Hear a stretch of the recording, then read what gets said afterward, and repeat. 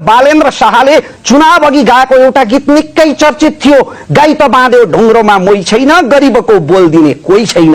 तेरा भी दोगलापन निकालता हूं मैं, बताता हूं तू कितना बड़ा दोगला है। तर चुनाव जित्ने बित्तिकै गरीब, निसाप, मोही, ढुङ्ग्रो सबका सब सिर्फ डिलिट भए।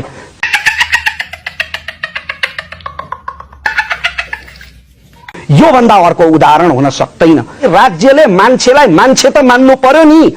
सडकबाट कुनै अवरोध डोजरले हटाए जस्तो नगर प्रहरी लगाएर लच्छार पछार गराएर मान्छेलाई त्यसरी हटाउन मिल्छ? तो साला बहुत नीच आदमी रे। डोजर चलेछ भने डोजर भन्दा पहिला म छाती थापेर बस्छु नि, किन चिन्ता गर्नुहुन्छ?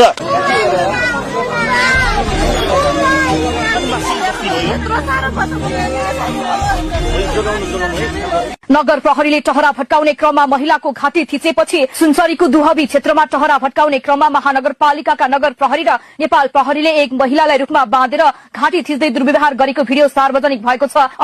अरे बड़े खतरनाक लोग हैं। भन्नाले मैले बुझाउनु न मलाई। जस्तो यहाँले भन्नुभएको थियो चुनावी सभामा सुकुमाजी बस्तीमा चाहिँ डोजर चल्यो भने म चाहिँ चिन्ता लिनु पर्दैन, म छाती थाप्न अगाडि आउँछु भन्नुभएको थियो। कहिले जाने? डोजर चलेछ भने डोजर भन्दा पहिला म छाती थापेर बस्छु नि, किन चिन्ता गर्नुहुन्छ?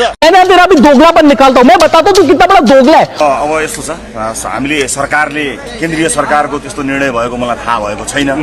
तू पागल है क्या? अबे तू पागल, तेरी माँ की